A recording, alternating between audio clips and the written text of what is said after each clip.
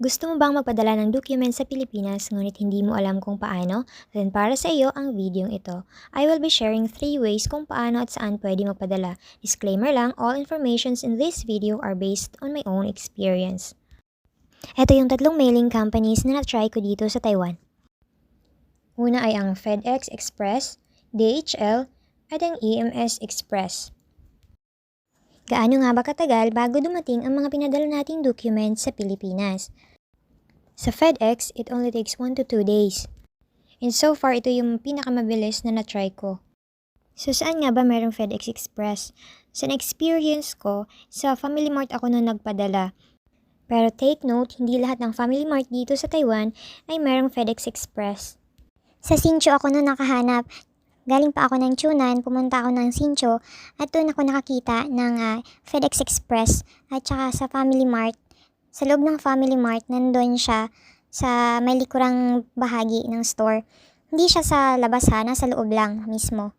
Ang advice na maibibigay ko bago kayo pumunta kung saang Family Mart, i-search nyo muna sa Google kung saan ang merong FedEx na malapit sa inyo para hindi na masayang yung oras nyo kakahanap.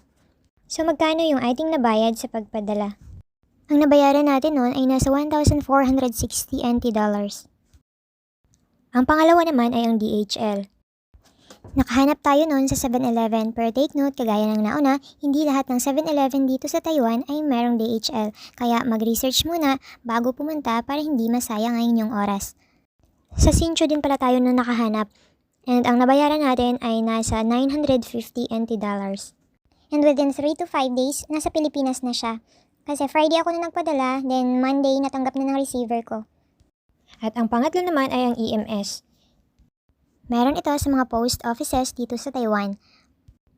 3 days to 1 week naman bago dumating yung mga documents sa Pilipinas. At ang nabayaran lang natin nun ay nasa 240 NT dollars. Kinikilo pala yung mga documents doon guys. Kapag sa post office kayo nagsisend, nasa 109 grams yung ating documents. At yun lang yung ating nabayaran, 240. Ito yung pinakamura sa tatlo na ating na-try.